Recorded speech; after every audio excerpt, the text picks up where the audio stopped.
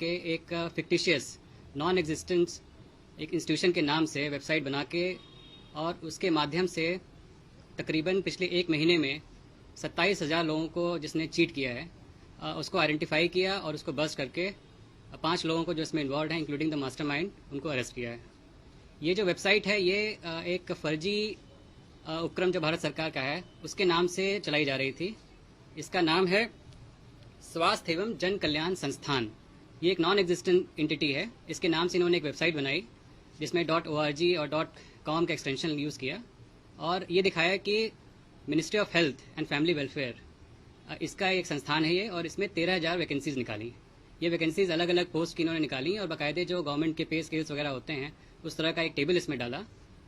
जो वैकेंसीज थी जिन पोस्ट के लिए निकाली गई उसमें जो गवर्नमेंट की जो पोस्ट होती हैं LDC, UDC, accountant, multitasking staff, जो ANM, जो ऑक्सिलरी नर्स और एम्बुलेंस ड्राइवर, इस तरह की पोस्ट के लिए इन्होंने वैकेंसीज इसमें डाली।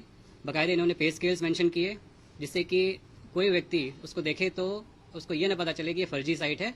एकदम जेन्युइन जो इस तरह की जॉब नोटिफिकेशन निकलती हैं उससे मिलता जुलता इन्होंने नोटिफिकेशन इस पर डाला।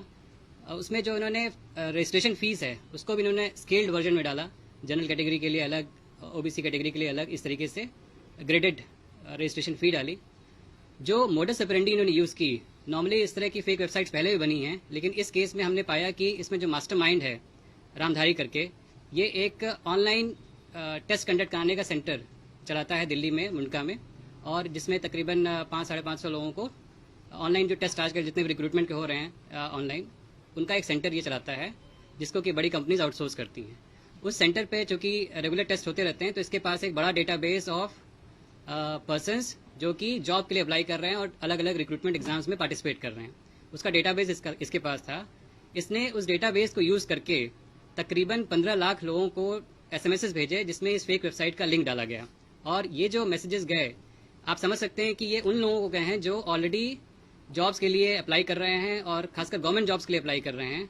जब उनके पास ये मैसेज गए, उसमें इन वेबसाइट्स का लिंक दिया हुआ था, उस पर जाने के बाद चूँकि एक टारगेटेड वे में इनको इस व्यक्ति ने टारगेट किया, तो उस लिंक पे जब वो गए वहाँ पे देखा उन्होंने कि इस तरह 13,000 वैकेंसीज निकली हैं और उनको इतना बेहतर तरीके से इन्होंने ड्राफ्ट किया था कि किसी एक्सपर्ट को भी बहुत मुश्किल होगी समझने में कि ये फेक वेबसाइट है, एक फेक नोटिफिकेशन है जॉब की या जेन्युइन।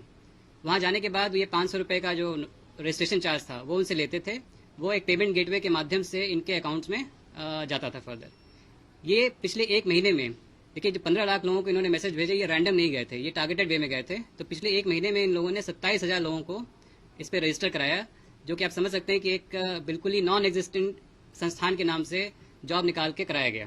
तो पूरी तरीके से नॉन एग्जिस्टेंट ये स्कीम थी जिसमें 27,000 लोग रजिस्टर हुए। तकरीबन 1 करोड़ 9 लाख रुपए इन्होंने अपने अकाउंट में डाइवर्ट किया यूजिंग दिस फेक वेबसाइट। तो ये एक फ्रॉड था जिसको इन्होंने कमिट किया। लोगों का डेटा इन्होंने कैप्चर किया। अभी ये शुरुआत के दौर में थे, अभी ये रजिस्ट्रेशन कराते, फिर इस डेटा को फर्दर मिसयूज कर सकते थे।